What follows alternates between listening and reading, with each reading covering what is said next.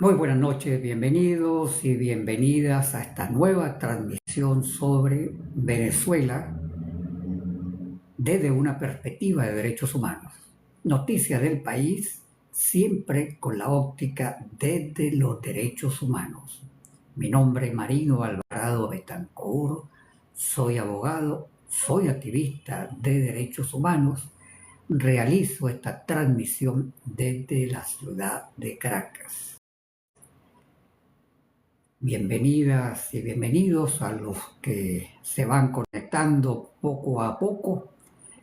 Hoy, como siempre, tenemos diversidad de noticias y en la segunda parte estaremos hablando sobre el derecho que nos da la Constitución, además es un derecho humano, a tener nuestra propia religión, a profesar un culto, una fe.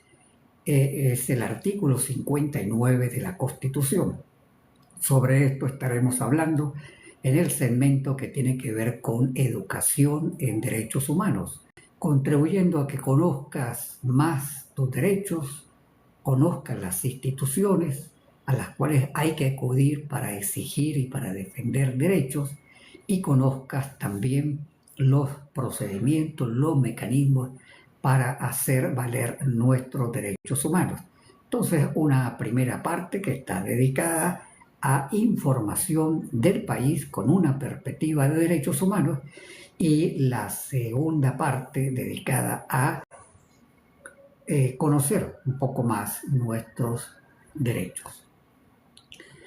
Voy a empezar con una noticia, digamos, que es muy lamentable, porque ustedes han podido ver en las redes sociales a la señora Carmen Teresa Navas, que tiene más de 81 años. La señora Carmen Teresa Navas es la madre de un preso político, Víctor Quero Navas. Hace ya más de 15 días, un poco más de 15 días, fue citada por el Cuerpo de Investigaciones Científicas, Penales y Criminalísticas. La entrevistaron durante más o menos 4, casi 5 horas. Salió agotada de ahí del Cuerpo de Investigaciones Científicas y estableció el cuerpo policial un compromiso que en 15 días le daría respuesta. Recordemos que Víctor Quero Navas está sufriendo de desaparición forzada, más de un año. Su madre no sabe dónde está. Ninguna autoridad le da respuesta. Y ella, a través de las redes sociales, participando en actividades con el Comité por la Libertad de los Presos Políticos, está reclamando que le digan dónde está Víctor Quero Navas. Bueno, transcurrieron los 15 días y ese compromiso del Cuerpo de Investigaciones Científicas, Penales y Criminalísticas no se cumplió. Sigue en situación de desaparición forzada. Nada dice el Ministerio de Asuntos Penitenciarios. El ministro debería responder. ¿Por qué? Porque Víctor Quero Navas estaba en la cárcel del Rodeo. ¿Quién es el ministerio competente en materia carcelaria? El Ministerio del Poder Popular para la situación penitenciaria. Y ahí el ministro no ha dado respuesta. No da respuesta el Ministerio Público. Si una persona está procesada, se supone que los fiscales del Ministerio Público deben saber dónde está esa persona, si está encarcelada.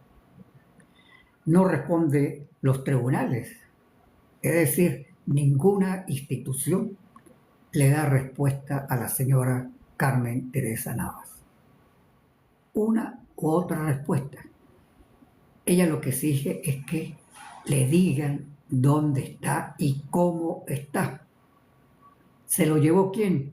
El Estado venezolano. Funcionarios policiales se lo llevaron. Si está en una cárcel, está bajo custodia del Estado venezolano. La Constitución es muy clara. El Estado es responsable de las personas bajo su custodia. Estén en un cuartel militar, estén privados de libertad. Por eso el Estado es responsable, por ejemplo, de los soldados cuando los soldados prestan servicio militar. Y más si la persona está totalmente bajo la custodia del Estado. Bueno, ninguna institución responde, pero el Cuerpo de Investigaciones se comprometió que en 15 días le daría respuesta. Muy lamentable esto que está sucediendo. Yo creo que vamos a tener que ponernos de acuerdo muchos ciudadanos, para realizar una acción frente al Ministerio de Asuntos Penitenciarios, acompañar a la señora Carmen Teresa Navas hasta que el ministerio le dé una respuesta. No es posible que tengan tanta insensibilidad con una madre de 81 años, que lo único que está exigiendo es que le den respuesta. ¿Dónde está? ¿Cómo está? Bueno, esa es la situación de la señora Carmen Teresa Navas. Muy, muy lamentable esta situación, muy indignante, hay que decirlo así. Yo siempre he dicho que en este programa no emito opiniones, pero es que es muy indignante lo que está ocurriendo con la señora Carmen Teresa Navas y ese comportamiento de las instituciones del Estado, porque son varias las instituciones responsables, alguna tiene que darle respuesta. Y bueno, el Cuerpo de Investigaciones Científicas asumió ese compromiso, no lo cumplió y hay que cuestionarlo por no cumplir ese compromiso. Cambiando de tema, y también tiene que ver con presos políticos, es que el Estado venezolano sigue sin cumplir la sentencia de la Corte Interamericana de Derechos Humanos, que ordenó la libertad inmediata de Juan Bautista Guevara, Rolando Guevara y Otoniel Guevara. Esta sentencia de la Corte Interamericana de Derechos Humanos le fue notificada formalmente al Estado venezolano en enero de este año. ¿Qué ordenó la Corte? Libertad inmediata. No los han puesto en libertad, pero más grave aún, la salud del preso político Rolando Guevara se deteriora, su situación es delicada. Entonces, ni opera una medida humanitaria, ni cumplen con la obligación. Las sentencias de la Corte Interamericana de Derechos Humanos son obligatorias para todos los estados en los cuales se establezca que hubo violaciones a los derechos humanos, que se causaron daños, cualquiera sea el estado. En este caso es una sentencia dirigida directamente al Estado venezolano, quien tiene la obligación de cumplir la sentencia. No es si quiero cumplirla, no es que tiene que cumplirla. Y sigue sin cumplir. Mientras tanto, lamentablemente, se deteriora la salud de Rolando Guevara. Sigo con presos políticos. La organización Justicia, Encuentro y Perdón señaló que más de 50 personas, escúchese en este caso, más de 50 personas procesadas por un caso conocido como el caso Plaza Venezuela. ¿Qué ocurrió en el caso Plaza Venezuela? Funcionarios policiales indicaron que presuntamente algunas personas, por lo menos en el video que presentaron en ese momento, en enero del 2025, aparecía una persona que aparentemente había dejado un morral donde en ese morral estaría un explosivo que afectaría el Monumento a la Victoria, así se llama, el que está en Plaza Venezuela, la plaza más pequeña que está ahí al lado de Plaza Venezuela, al lado, por cierto, del SEBIN y del metro de Plaza Venezuela. Bueno, ¿qué han dicho los familiares? Estuvieron mucha gente, más de 50 personas que no se conocían y les pusieron asociación para delinquir. Personas que nunca se habían visto y les pusieron asociación para delinquir.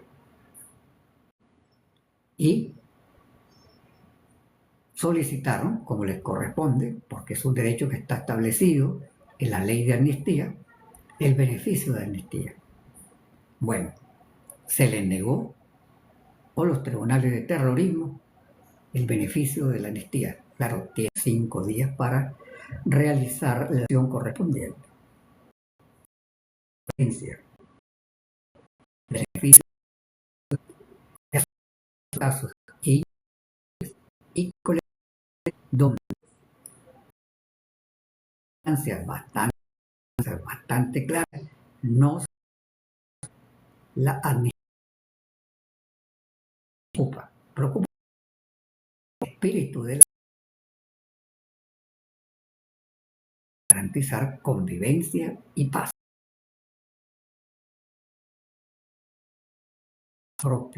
La propia esposa.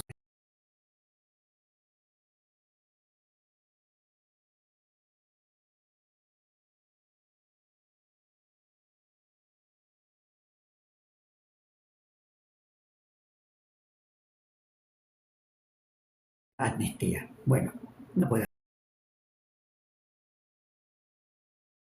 ser la cárcel del rol. ¿Quiénes? Y el motivo de los traslados. Entonces se le genera incertidumbre a las familias. Las familias lo saben, si sus familiares quedaron en el...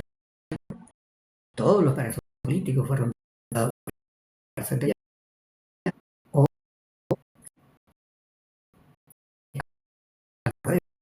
los familiares de un caso, y ellos decían, no sabemos si nuestros familiares que se cómo funciona, que el Ministerio del Ambiente, el Ministerio de Ecosocialismo, ese es el nombre correcto, el Ministerio de Ecosocialismo, puso en funcionamiento el 0800 Ambiente. ¿Para qué? Para que ustedes, ciudadanos, si considera que se está cometiendo un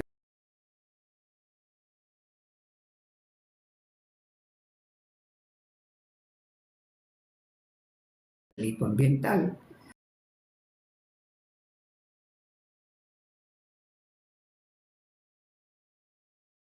si considera que hay una violación al derecho, usted pueda llamar al 0800 Ambiente y hacer la denuncia. La procesarán, veremos. Procesarán denuncias, por ejemplo, relacionadas a el crimen ecológico con el arco minero del Orinoco. Ya veremos. El hecho es que habilitaron este 0800 Ambiente como iniciativa en principio. Hay que aplaudirla, hay que darle el beneficio de la duda a esta iniciativa del Ministerio de Ecosocialismo. Entonces ya sabe que si usted tiene una denuncia que está relacionada a delito ambiental, bueno, usted puede acudir al 0800 Ambiente. Por cierto que hablando de ambiente, la denuncia tiene sus efectos. No denunciar una situación. Pobladores del municipio Iño del estado Nueva Esparta empezaron hace semanas atrás una denuncia en el sentido de que se estaba construyendo una cancha de pádel cerca de unos manglares y que se pretendía eliminar, cortar los manglares, causando un daño a la Ministerio de Ecosocialismo dictó una medida preventiva de suspensión de la construcción. Medida preventiva de suspensión de la construcción, así dice la vio a quienes están realizando esa construcción una suspensión preventiva, y si es suspensión preventiva quiere decir que se va a analizar qué deberían hacer los estudios de impacto ambiental, porque para eso existen.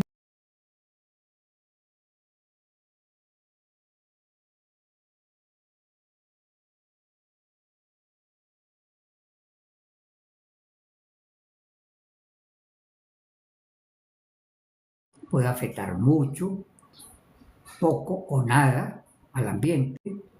Si genera afectaciones, ¿qué medidas se pueden tomar para mitigar que no se produzcan esos daños al ambiente?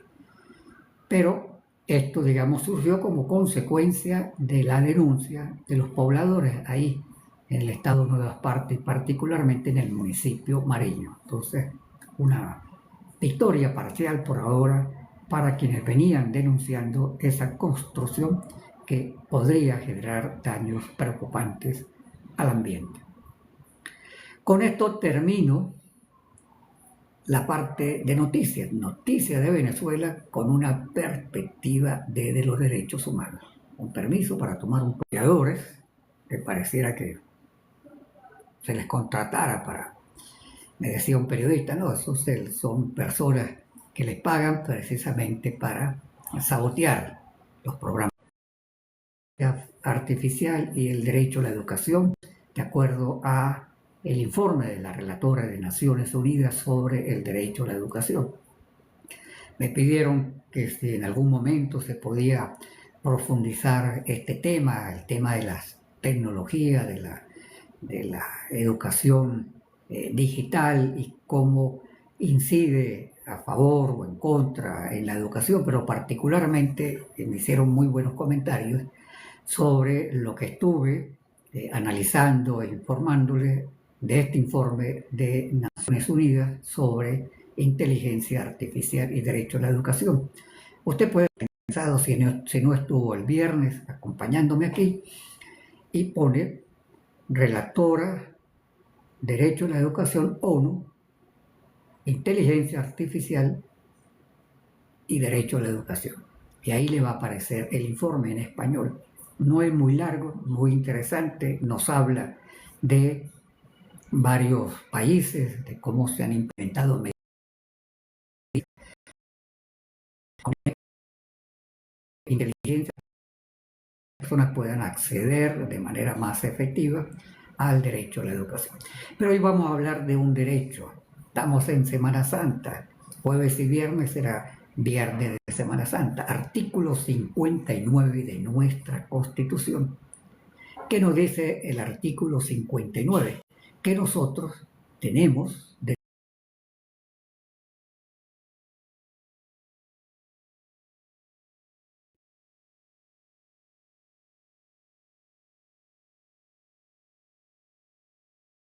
derecho a la libertad de religión y de culto. Escúchese bien, derecho a la libertad de religión y de culto. Es un derecho civil, por cierto. El derecho a tener una creencia religiosa se encuadra dentro de los derechos civiles. Pero quiero hacer énfasis. Religión y culto. ¿Es lo mismo? No es lo mismo. No es lo mismo religión y no es lo mismo culto. Tiene que ver con algo muy nuestro.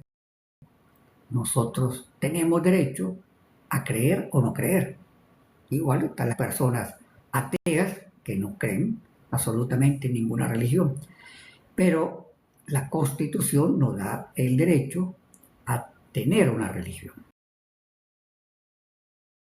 No establece límite. En el culto, por eso voy a hacer la diferencia entre religión y culto. Usted puede profesar la creencia religiosa que usted quiera, católica, evangélica, judía, musulmana,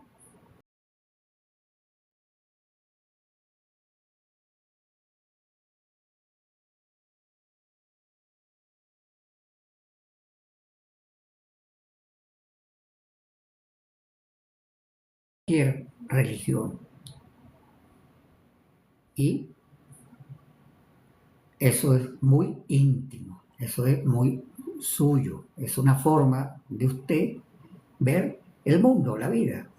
Hay personas que les ocurre algo positivo y lo primero que dicen es gracias a Dios.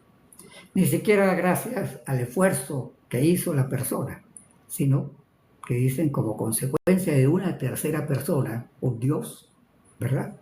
Dice, gracias a Dios me pasó esto.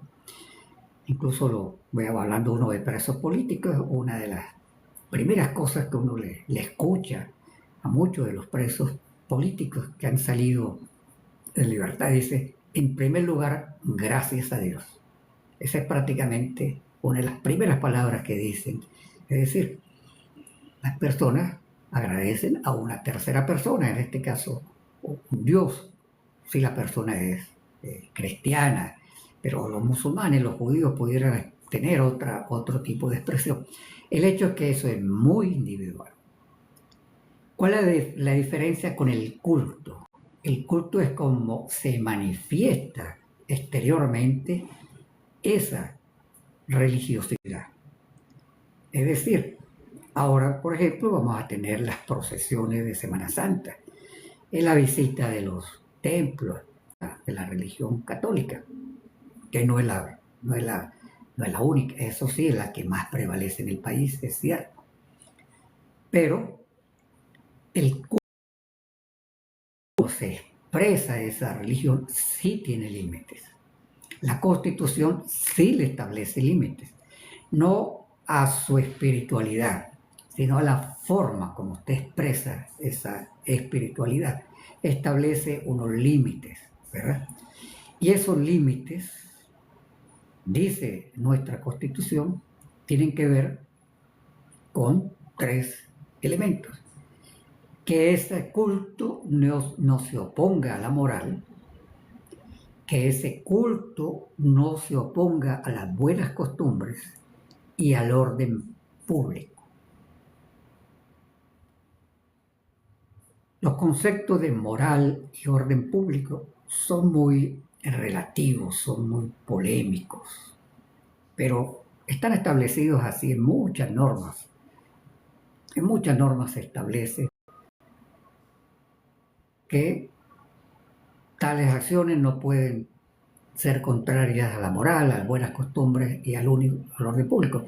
Por cierto que saludos, aquí estoy viendo a Eduardo Torres, compañero de trabajo en la promoción y defensa de los derechos humanos, recientemente escarcelado. Saludos, mi estimado Eduardo. Bueno, entonces empecemos a tener claridad de que una cosa es la religión y otra cosa es el culto. El culto es como se manifiesta esa individualidad religiosa. Y ese culto sí tiene unos límites establecidos por nuestra Constitución, que son fundamentalmente esos tres. Es decir, no podemos o no acepta la Constitución, por ejemplo, una práctica religiosa que atente a la salud pública, porque la salud pública tiene que ver con el orden público, que no ponga en riesgo la seguridad ciudadana. Imagínense ustedes X, que la forma de crear su culto sea,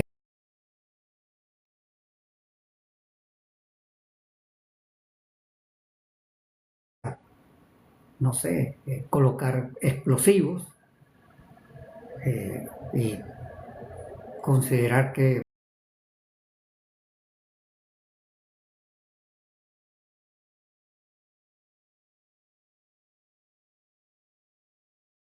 ciudadana.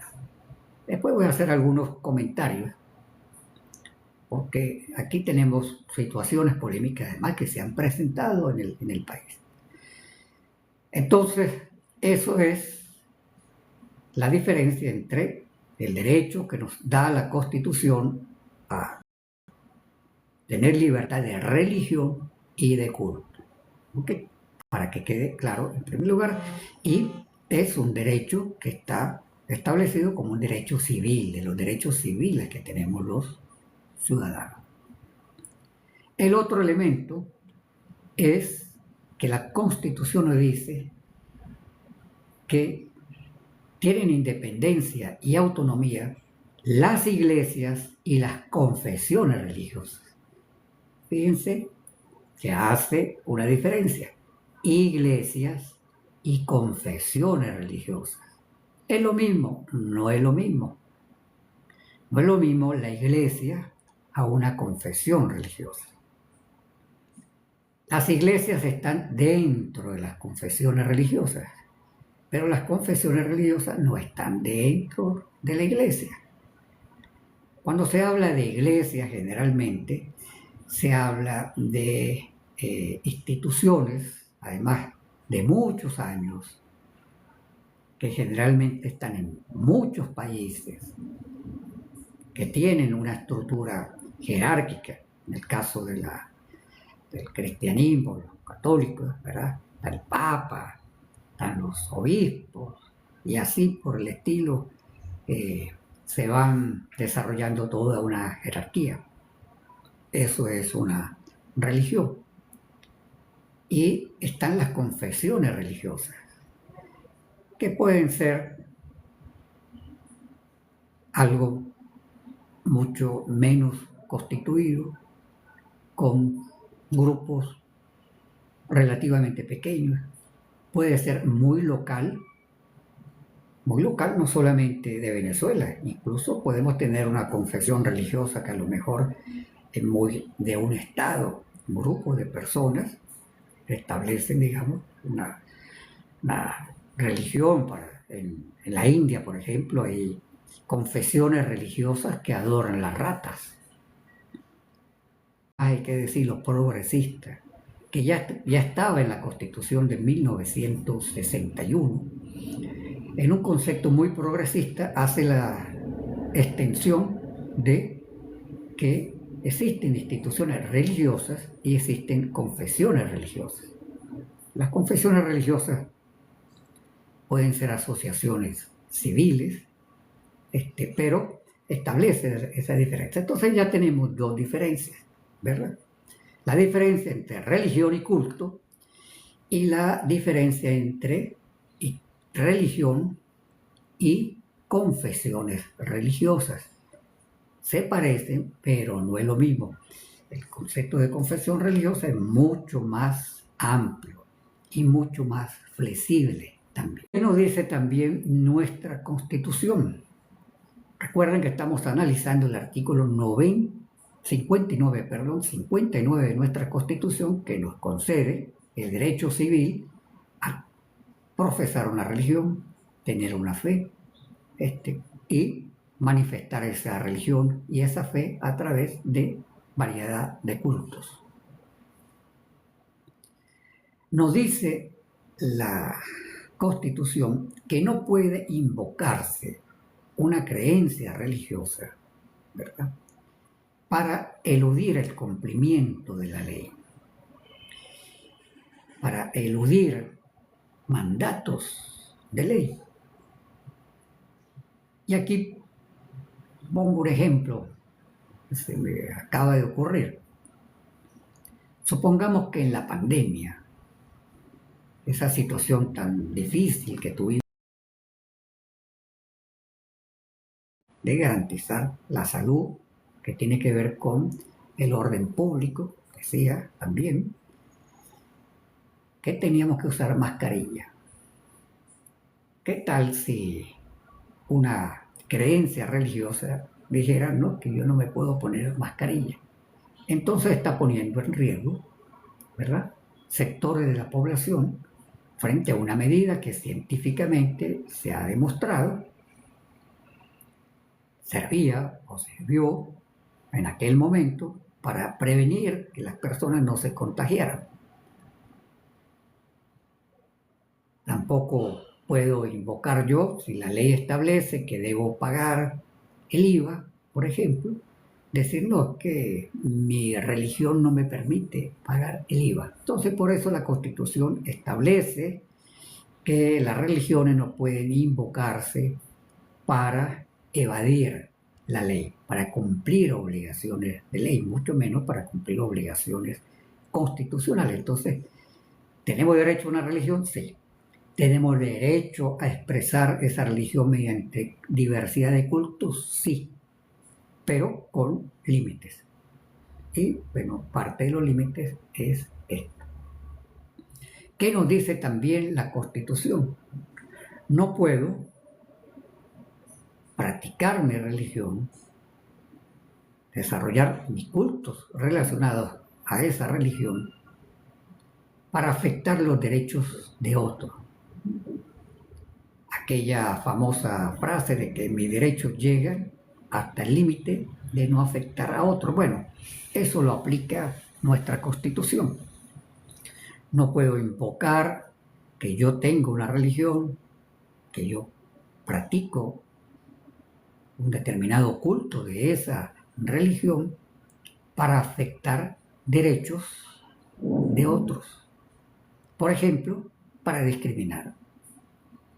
No puedo invocar mis creencias religiosas para yo discriminar, que además está prohibido en la Constitución.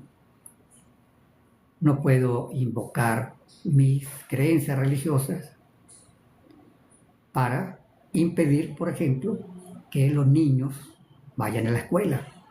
Que yo diga por mis creencias religiosas, que además, recordemos cuando hablamos del derecho a la educación, lo que estuvieron conmigo la semana pasada, que el derecho a la educación, la Constitución establece un derecho y una obligación. La obligación de los padres de enviar a los niños a la escuela. Entonces yo no puedo invocar una religión y decir, como yo tengo esta religión, yo no mando a los niños a la escuela. Le estoy afectando el derecho a los niños. Y más cuando tenemos el interés superior del niño. Con más razón se estaría violando en el ejercicio del derecho a la religión, derecho. Entonces, establece unos límites. Mi derecho a ejercer libremente y a tener libremente una religión no puede afectar otros derechos. Aquí, por ejemplo, no me voy a extender en esto, pero se ha generado polémica, ha habido sentencias, además de la Sala Constitucional del Tribunal Supremo de Justicia, que tiene que ver con quienes, algunos, porque no todos los evangélicos tienen los mismos conceptos o la misma actitud frente a, por ejemplo, las transfusiones de sangre. Es decir, si una persona tiene que ser salvada aplicándole transfusión de sangre y esta persona es evangélica, algunos familiares han tratado de impedir que los médicos hagan ese proceso de transfusión de sangre. Y esas situaciones incluso han ido a parar al Tribunal Supremo de Justicia. ¿Y qué ha dicho el Tribunal Supremo de Justicia? Toda persona tiene el derecho a la libertad de religión. Toda persona tiene el derecho a practicar cultos de esa religión o de cualquiera a la que crea. Pero el Estado está en la obligación de garantizar el derecho a la salud y de garantizar el derecho a la vida. Y por eso ha establecido en sentencias que frente a esa situación, en los cuales están en juego, digamos, dos derechos, ¿verdad? La Constitución dice, los médicos están en la obligación de salvar vidas. Esa es su profesión. Su profesión es salvar vidas y no se les puede obstaculizar que realicen frente a una situación delicada de salud lo que por mandato además ético tienen de que salven vidas. Y es bien interesante. las pueden buscar en Google, hay varias, no es una sola sentencia, son varias sentencias relacionadas con esto. Hay también otras sentencias en el ámbito internacional que están muy relacionadas a esto, no solamente con los evangélicos, con otras prácticas religiosas vinculadas al derecho a la salud, sobre todo, que es donde se presentan a veces mayores dificultades. Bueno, finalmente decir, nos queda mañana y nos queda el miércoles, jueves y viernes, por ser Viernes Santo, Jueves Santo y Viernes Santo no tendremos transmisión. Pero entre martes y miércoles seguiremos hablando del artículo 59 de la Constitución. Lo que sí ustedes deben saber, de eso profundizaré un poco mañana, es que existe en el Ministerio del Poder Popular para el Interior, Justicia y Paz un viceministerio de Asuntos Religiosos y Cultos. Fíjense otra vez la diferencia, asuntos religiosos y cultos, donde se registran las religiones, las asociaciones religiosas, tienen la obligación de registrarse. Hay un registro nacional donde se registran las actas constitutivas. Si usted va a registrar una acta constitutiva de una asociación religiosa, quiere decir que usted junto a otros puede constituir una asociación religiosa. Y ahí está la diferencia con la religión. Por eso digo que nuestra Constitución en ese sentido es progresista, abarca más allá de las religiones. Bueno, en el Ministerio del Poder Popular para el Interior, Justicia y Paz existe ese viceministerio donde se realizan todos estos trámites. Usted puede involucrarse ve la página web del ministerio y ahí puede ver cuáles son los tipos de trámites. Sobre eso estaré comentando mañana, pero sobre muchas otras cosas. Seguimos con el artículo 59 de nuestra Constitución. En resumen, para los que se conectaron tarde, un resumen de 2 minutos. El artículo 59 de nuestra Constitución nos concede el derecho a tener una religión y a profesar un culto. Es parte de los derechos civiles. Los cultos tienen unos límites establecidos por la Constitución que no afecten el orden público, que no afecten la moral, que no afecten las costumbres. La religión es muy íntima. Entonces, el ejercicio de la religión es absoluto. El ejercicio de los cultos no. Y también no puedo invocar una religión para no cumplir con mandato de ley, ni puedo invocar una religión para afectar los derechos de otros. Y las religiones, las instituciones religiosas y las asociaciones religiosas tienen su autonomía, se establecen, son independientes, tienen su autonomía, se dan sus propios mandatos, por eso sus actas constitutivas. Esto es en resumen lo que nos establece el artículo 59 de nuestra Constitución. Ha sido un placer haber estado con ustedes en el día de hoy. Recuerden, siempre a las 8 del lunes a viernes, trato de ser puntual, una primera parte dedicada a noticias de Venezuela con perspectiva de derechos humanos, una segunda parte dedicada a que usted conozca más su derecho, las instituciones y los mecanismos para defenderlos.